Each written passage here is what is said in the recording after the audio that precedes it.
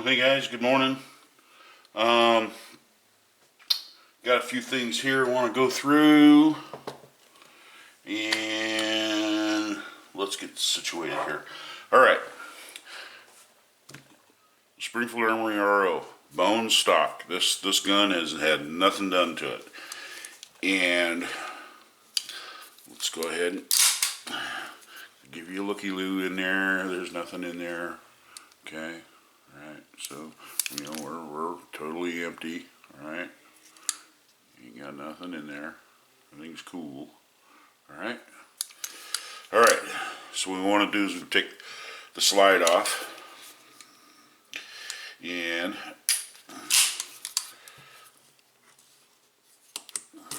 by the way, I have not cleaned this gun. I went out the other day and I put about 150 rounds through it. So to some of you guys, you're probably going to thinking, wow, man, you need to clean that. Well, not really. It's not really that dirty. Anyway, slide assembly. We don't need that. That can just sit back here. Everything's going to be cool. Got the slide stop. Set it over here. And our plunger. So, bone stock. Here's the problem.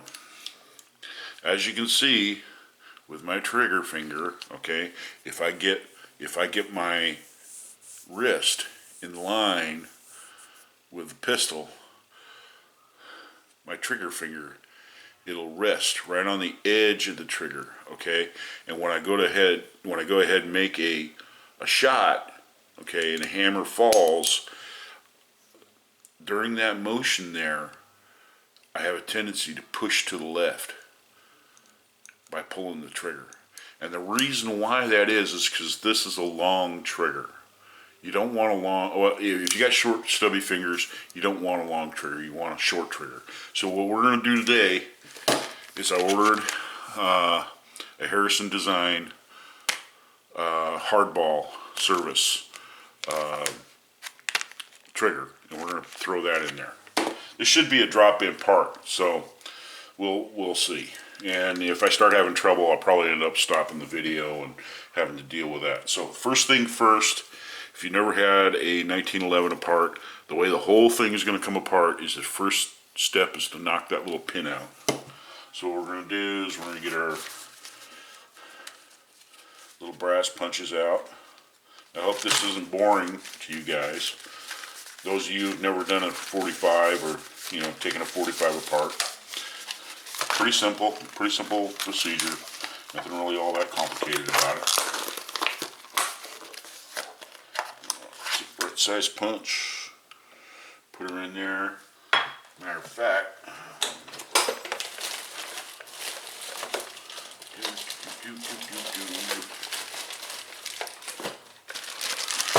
got a block holding all this stuff. I almost forgot I had that. Man, it's been a long time. So anyway, what we're going to do is stick that on there like that. And we're going to knock that pin out.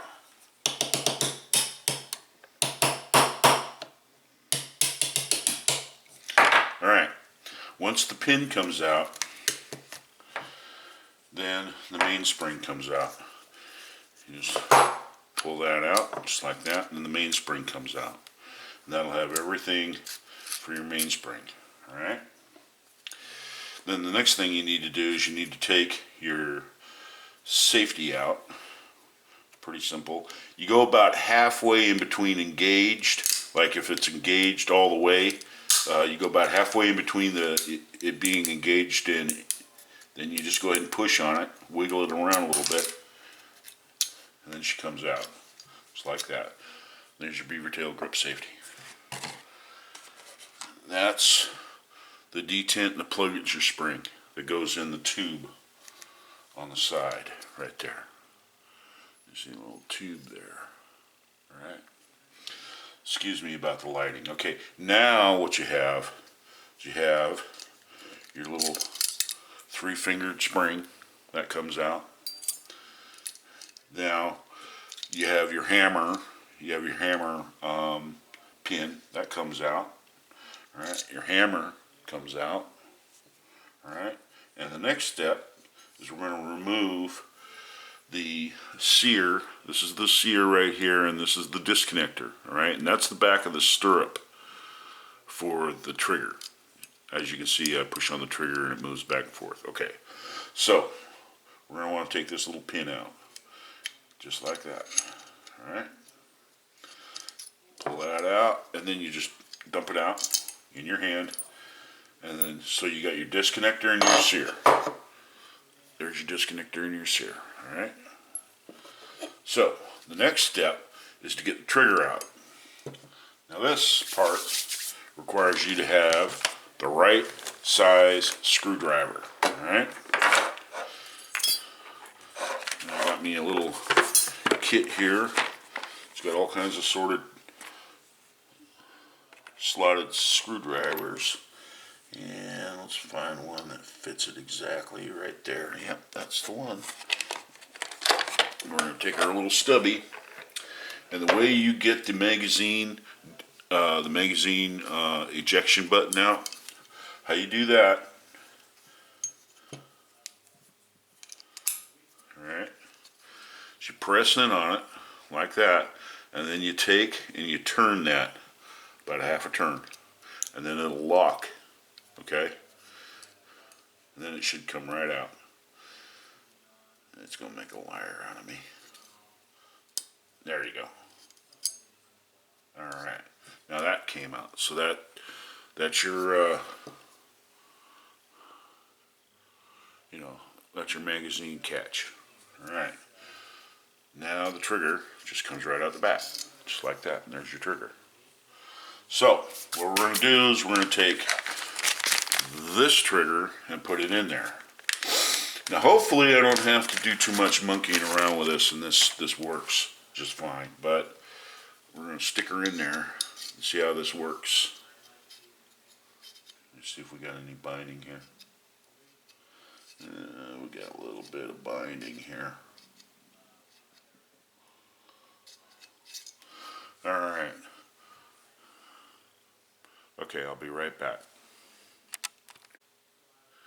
Okay guys, we're back, and I want to show you what's going on here. Alright, now this is not a drop-in part. I'm going to have to fit this part to the gun, and the thing is though is that as the trigger goes in there, alright, there we go. Alright, as you can see, it won't clear enough to go through the opening on the front of the frame. So what I did is I took some measurements, all right, from the old trigger, and the old trigger is it's had quite a bit of material removed from it in order to facilitate that process. So what we're going to do is we're going to take and we're going to stone the top and the bottom here so that we can get into those tolerances there. And I've got probably, let's see, 10, 20, 30, about 40 thousandths I got to take off. So I'm going to take 20 off of both top and bottom. Now this is going to be a kind of a long drawn out thing, so I'll tell you what I'm going to do. I'm going to do the stoning, and then I'll be back. Okay? So hold those thoughts. Be right back. Okay guys, I'm back. Alright. As you can see, the pistol's all back together. This trigger is out. Alright. And the new trigger is fitted.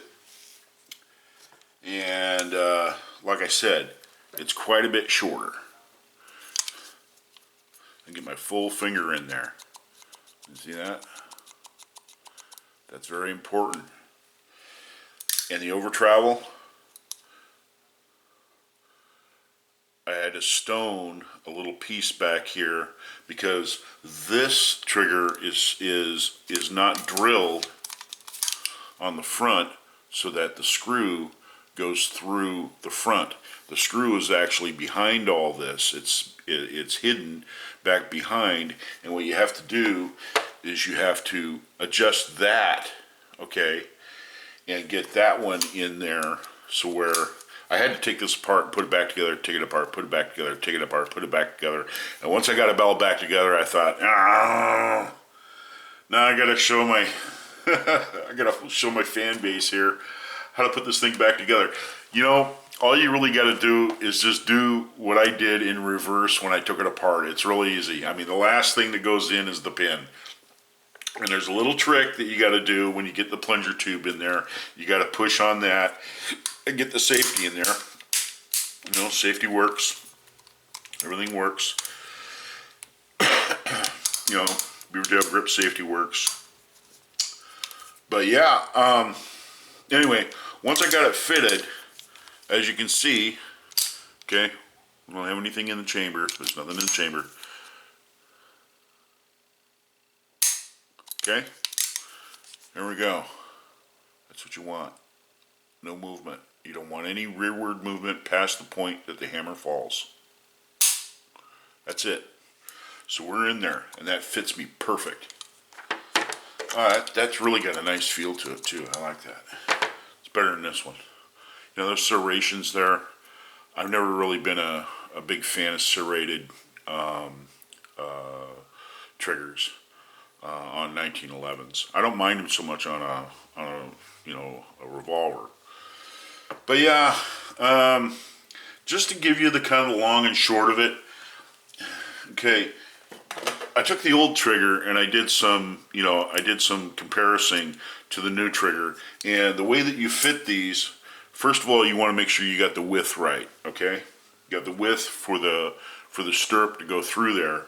But the tops and the bottoms of these are oversized, okay? And what you do is you take a stone, all right, and just like they did at the factory, look at that. That's what they did at the factory. They stoned both top and the bottom. And what they did is they stoned that, you know, they stoned that so it would go in to here. Because like when I showed you, when I first put the trigger in there, it wouldn't go all the way through. Now you don't want to force it. What you do is you take a little bit off the top and the bottom there, and you smooth that out. You know, you smooth it out with a stone. And it's a lot of work. It's a lot of stoning back and forth. But if you wanted to get it so where I left a little play in there up and down, okay, there's just a little bit of play there, but that's there for, you know, just overall, you know, fitting. It has to have some play in it in order to move freely. But yeah, I mean, she's right there. So I shouldn't have any problems at all. Hoping. So anyway, guys, first things first. If you're not comfortable doing this, don't do it.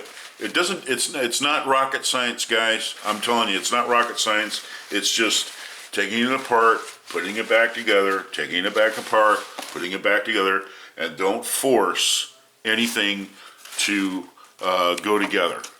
You have to fit these parts, and you can get very, very precise, you know, in the way that you fit things. You really can. I mean, it really is worth the extra work that it takes. Believe me, it really is. Yeah, Harrison Design. Yep. Extreme Service 1911 trigger. Short, smooth face. That's what it is. We're going to have to see how she shoots now. With these bad boys. Okay, so I hope you guys enjoyed my video. Thanks for, you know, spending some time this, what is it, Thursday morning? Yeah, I just got off work not too long ago. But, yeah.